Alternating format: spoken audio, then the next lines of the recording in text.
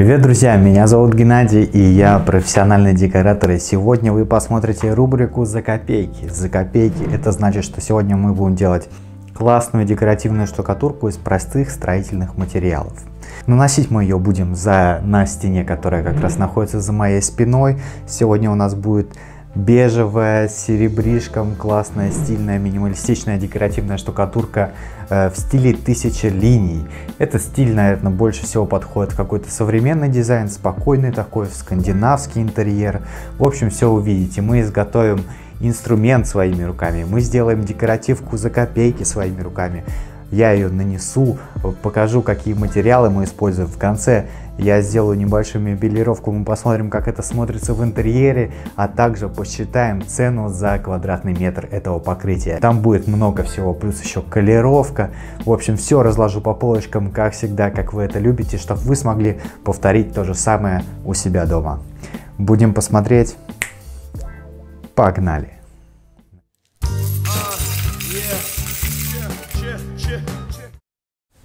Итак, друзья, начинаем мы, как всегда, с грунтовки. И сегодня грунтовку я использую вот такую. Это ВГТ грунтовка адгезионная. Почему именно она? Потому что, во-первых, она дает хорошее сцепление штукатурки с поверхностью, потому что имеет в себе вот такую кварцевую крошку, которая как раз нам и нужна. Также для колеровки ее, так как я ее сделаю примерно плюс-минус в цвет финишного покрытия, мало ли, чтобы там ничего не просвечивало, колерну я это все обычными колерами Tex, то есть колер Tex черный вот такой и колер Tex кофейный вот такой. Сейчас, так как этого объема мне слишком много, я перелью просто в пустое ведерко, примерно 5 литров, и добавлю туда один колпачок кофейного и один колпачок черного. Мы посмотрим на цвет, если цвет устроит, то оставим, если что, доколерую еще и расскажу, что добавляем. Я добавляю ровно крышку, вот так это выглядит, да? Ровно крышку кофейного колера. Обязательно взбалтывайте колер перед тем, как его добавить, потому что там может быть осадок. И ровно крышечку черного колера. Очень хорошо этот грунт колируется, то есть вот он сразу же дал нам цвет вот такой вот теплый серый, но я хочу, чтобы этот теплый серый был еще чуть-чуть больше смещен именно в теплоту в кофейный, поэтому еще 2 крышки кофейных я добавляю сюда же. Кстати, друзья, если при колеровке вы будете использовать влажные салфетки, вам это очень сильно поможет. Это такой лайфхак, потому что я без них никуда. Постоянно, когда колерую, руки пачкаются, и чтобы этот колер вытереть, естественно, лучше всего подойдут влажные салфеточки. Ну вот столько я залил, то есть 2 еще крышки дополнительно. Сейчас это все дело размешаю, посмотрим на цвет. Ну все, друзья, вот такой цвет мне уже нравится, такой серо-бежевый, классный, по-моему, и можно наносить наш грунт для начала. Друзья, сейчас я обклеиваю скотчем все смежные прилегающие поверхности. Как вы видите, с этой стороны у нас уже стена окрашенная просто обычной белой моющейся краской. Это как раз отличное сочетание между штукатуркой и краской, потому что часто задают вопросы: Геннадий, с чем сочетать штукатурку? Лучшее сочетание штукатурки — это когда у вас штукатурка на акцентной стене, и на других стенах у вас просто матовая покраска. Она может быть, то есть этот цвет покраски, конечно, должен сочетаться именно с вашей акцентной стеной. И обратите внимание на то, как я сейчас клею скотч, потому что я клею его не в стык, а я делаю небольшой зазор в сторону уже готовой стены на покраску, примерно зазор миллиметр-1,5 миллиметра, так как я уже предполагаю, что здесь будет толстое достаточно покрытие, поэтому я не клею в стык. Сами понимаете, если я поклею в стык, нанесу толстое покрытие, как я скотч буду потом снимать? Мне его придется срезать ножом. А таким образом, когда я делаю зазор 1,5 миллиметра, то я учитываю толщину будущего покрытия на стене. Ну, вроде как ничего сложного, но тем не менее, это такие нюансы, которые следует учитывать. Продолжаем обклейку.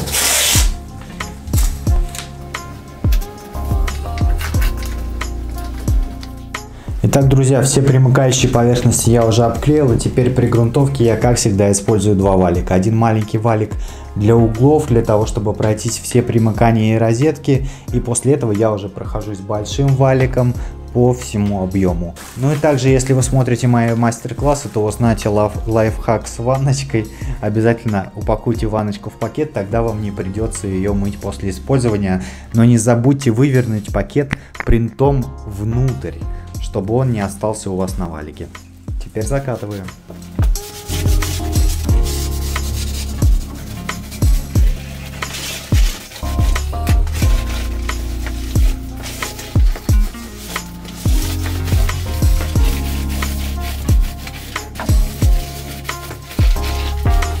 Так, ребят, стеночку я закатал, теперь нужно ждать полного высыхания.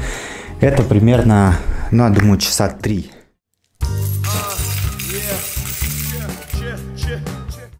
Так, ребят, сейчас будем изготавливать нашу фактурную штукатурку. Долго думал, из чего сделать. На самом деле, конечно, то же самое можно сделать из ротбанда, но это лишний геморрой, потому что ротбанд придется потом красить, шкурить, грунтовать. Это лишние операции, лишние деньги, опять же, на краску. Поэтому в этот раз я использую ротбанд пасту. Вот такая вот штука. То есть это уже считается финишная шпаклевка. И ее мы будем использовать в этой технике 1000 линий. Но все-таки думал что-то в ней добавить, чтобы она не смотрелась до конца как шпаклевка, чтобы больше как-то это все дело походило на декоративный материал. И в итоге вот заказал на Озоне вот такой кварцевый песок, 3,5 килограмма здесь. Стоило мне это всего лишь 290 рублей. В описании ролика я обязательно на все оставлю ссылки. То есть здесь минимальная гранула, но тем не менее это сделает нашу штукатурку и прочнее, и все-таки ближе именно к декоративной. Чтобы удобно мне это все дело помешать было, я килограмма 4 сверху ротбанд пасты отложил, и как раз 3,5 килограмма я сейчас сюда засыплю и перемешаю. Иначе мне бы очень сложно было это мешать, там бы было всего под завязку. Вот такой кварц, вообще мельчайший. Практически как песочек такой, но он отсеянный, ничего лишнего здесь нет, никакого мусора, так что теперь мешаем. Так, ну теперь в материале такой песочек появился, это прикольно, это уже гораздо больше похоже на реальную декоративку, и сейчас мы эту всю массу заколируем. Но вы можете посмотреть, да, то, что она уже вообще-то не белого цвета, то есть она таким с легким бежевым теплым оттенком.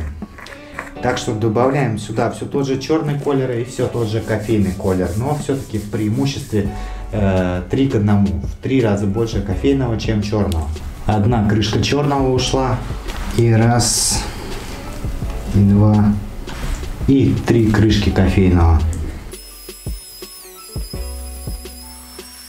Так, ребят, сейчас будем изготавливать нашу щетку 1000 линий. Для этого я купил вот такой полутерок, также нам понадобится клей. Самое главное, вот такой вот коврик. Его большое количество, потому что он продается погонными метрами. То есть это ковер в прихожую для обуви. И вы видите его структуру, она как раз подходит нам для щетки 1000 линий. Это все дело абсолютно легко нарезается ножницами. Так, ну вот такая штука у нас получилась, как раз то, что нужно. Клей у меня хороший, двухкомпонентный, эпоксидный, но вы можете использовать обычный, самый дешевый клей, потому что в любом случае вы еще по краям все прихватите саморезами. Так, ну все, клей нанес, теперь беру, прижимаю. И дополнительно прихвачу все саморезиками.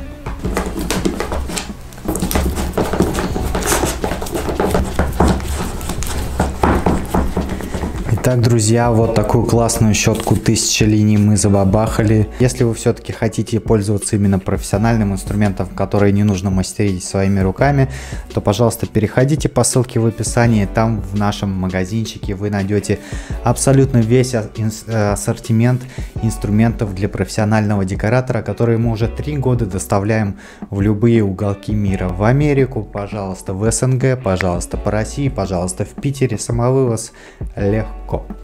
Итак, как же, Геннадий, наносить 1000 линий-то на объеме? Все сталкиваются с этим вопросом, потому что непонятно, как работать со стыками и как сделать так, чтобы наши 1000 линий все-таки были прямыми, потому что рука может дрогнуть, и на объеме все эти 1000 линий могут завалиться, и получится непонятно что. В общем, эта техника очень простая, немногие ее используют, немногие ее знают, но элементарно нужно делать полосами, то есть поочередно, с помощью разметки. Сейчас объясню, как это происходит уже наглядно при нанесении.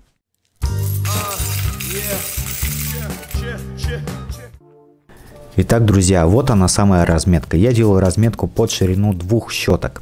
И после разметки я уже обклеиваю все эти полосы скотчем, широким скотчем. Как раз за счет этого мы выстроим четкие ровные линии. После этого мы начинаем сверху вниз. Я наношу штукатурку под толщину кварца. Можно чуть-чуть больше, но сильно не варьируйте, а меньше у вас и не получится. После чего проходим щеткой 1000 линий. Тут важно крутить рукой, пройтись и широким концом, и узким концом, и немножко под углом. И очень важно взъерошить саму щетку, потому что изначально она собрана в такие дубовые пучки, которые нужно распределить, сделать их хаотичными. После того, как прошлись щеткой, все вот эти неровности и бугорки мы сглаживаем с помощью шпателька. В моем случае это просто япончик. Аккуратненько, практически параллельно стене держа, без нажима, я прохожу и сглаживаю всю фактуру. Обратите внимание на стыки, и я продолжаю.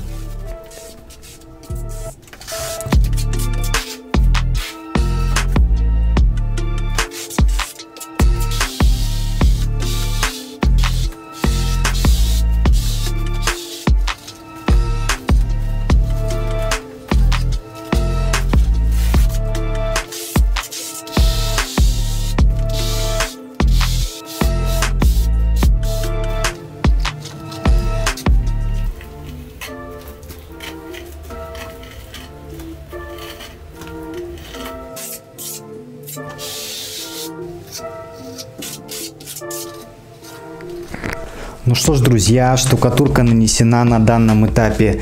Оставляем ее до полного высыхания. Я думаю, что вернусь к этой стене уже завтра, пускай она хорошенько просохнет. Думаю, что лучший вариант оставить ее на сутки, ну как минимум на ночь. Кстати, вы можете заметить, что получилось достаточно ровно, а все благодаря нашей технике обклейки скотчем. Все горизонтали у нас получились практически не плавающими. Идеальной, конечно, картинки тут нету, тут ее и не должно быть. Все-таки должно быть видно, что это ручная работа, поэтому небольшие заплывания – это нормально. Это вообще-то творчество, художество.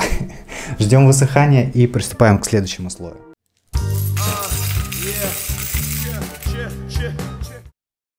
Ну что ж, друзья, вот и пришел следующий день. Наша штукатурочка полностью высохла. Она посветлела после высыхания и получился прям классный такой природный цвет, прямо то, что я ожидал. Теперь, перед тем, как покрыть ее серебришком, вначале быстренько пройдемся наждачной бумагой с зерном номер 120. Пройтись наждачкой нужно слегка, быстренько, не переусердствовать, просто сбить лишние колючки, которые выпирают и могут оставить зацепки на одежде.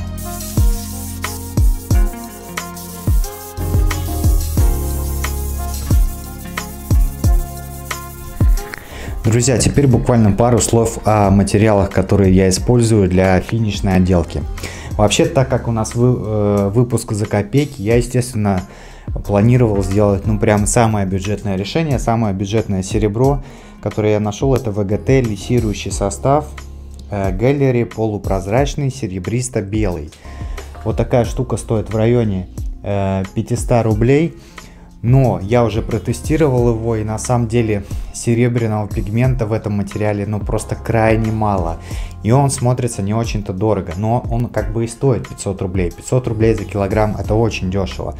Наверное, если покрывать чисто вот таким составом, то неплохо будет смотреться на белой фактуре. Но так как у нас фактура заколерованная, все-таки не хватает в материале серебряного пигмента, поэтому я предлагаю с одной стороны сэкономить, с другой стороны смешать этот материал с вот таким материалом. Это серебришка от Дикораза, Перла Верничи Аргента, тоже полупрозрачная. Стоит оно тоже недорого, то есть 1500 рублей за килограмм. Относительно других декоративок, там итальянских, которые стоят от 4000 за такой же материал, от 4. Это реально недорого, но в таком случае мы хотя бы замешаем Perla Vernice с VGTech и получим что-то среднее неплохого качества. А если работать чисто VGTech, вот по цветной штукатурке все-таки серебра в нем не хватает. Но еще раз повторюсь, если делать точно такую же стену в белом цвете, в неколированном, наверное, можно обойтись только VGTech. В общем, мешаем наши материалы один к одному и наносим кисточкой с губкой. Сейчас все расскажу в деталях уже при нанесении. Итак, пару слов о нюансах лессировки. Обратите внимание, что я наношу лессировку достаточно густо. На каждый подход кисточкой я не жду, пока материал подхватится, а прямо сразу же по сырому разгоняю его губкой вдоль полос. А также обратите внимание на стыки. Всегда длинный край по стыку у меня вдоль полос, то есть длинный край всегда горизонтальный. Я укладываю лессировку кисточкой, как паркетные доски, только в разбежку, вдоль горизонтального рисунка. Таким образом все стыки скрываются. Материал наношу достаточно обильно. Чтобы прокрасить данную технику, его уходит реально много. Примерно расход в такой технике килограмм на 4 квадратных метра. Кстати сказать, такая штукатурка очень хорошо защищена данным составом, и после этого она становится абсолютно моющейся. Заканчиваем нанесение, после чего даем серебришку высохнуть примерно 4 часа, но скотч, как всегда, я снимаю по сырому. Ну а теперь смотрим это нанесение в интерьере.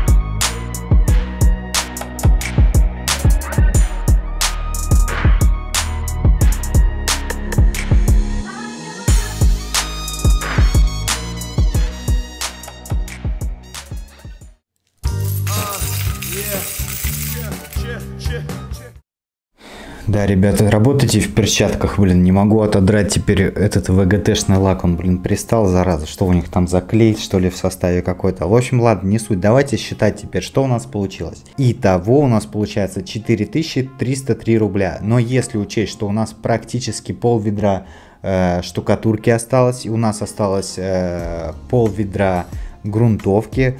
Если все это учесть, то получается 3300. Здесь у нас стена 7,5 метров, соответственно 3300 разделить на 7,5 получается 440 рублей. Друзья, вот такая стена вышла нам в 440 рублей, вот такое классное покрытие за квадратный метр.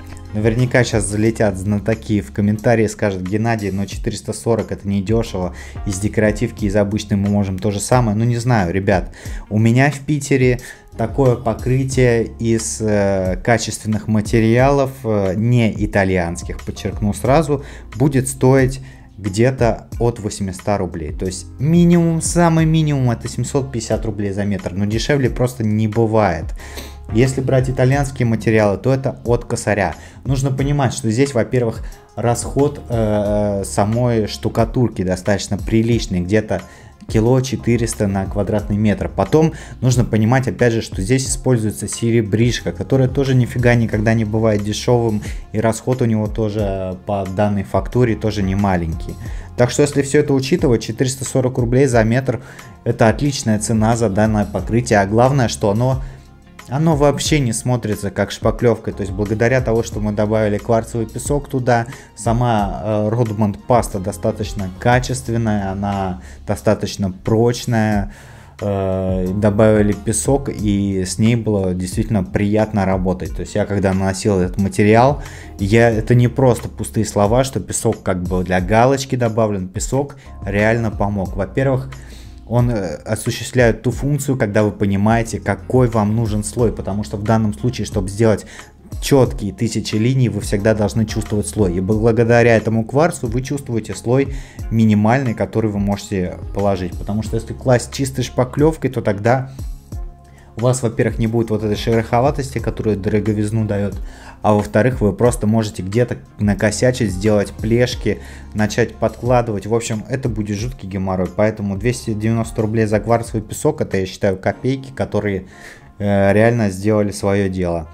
Ну и то, что мы просто дешманским ВГТ не закатали, я не говорю, что ВГТ плохой, да, то есть 450 рублей за литр серебра, это очень хорошая цена, но понятно, что за эту цену вы не ждите супер эффекта вау серебра, поэтому мы разбавили его дикоразой. Перлы Верничи 1 к 1, и получилось неплохо, то есть действительно получилось недешево, смотрится классно, достаточно дорого, и такой у нас получился сдержанный, ну, наверное, что-то тоже в стиле скандинавском. Друзья, если вам понравился этот ролик, обязательно поддержите меня лайком, подписывайтесь на этот канал, так как здесь будет еще куча видео за копейки и вообще других видео, мастер-классов о нанесении декоративных штукатурок. Обязательно заказывайте инструменты по всему миру, мы уже больше 3 лет продаем лучшие инструменты с доставкой по всему миру, все в описании, заходите на наш сайт. Скоро там появится обучение онлайн, оно вам тоже пригодится. Увидимся с вами в следующем видео. С вами, как всегда, был я, Геннадий ProDecor. Желаю вам творческих успехов и хорошего настроения. Все, пока. Пока.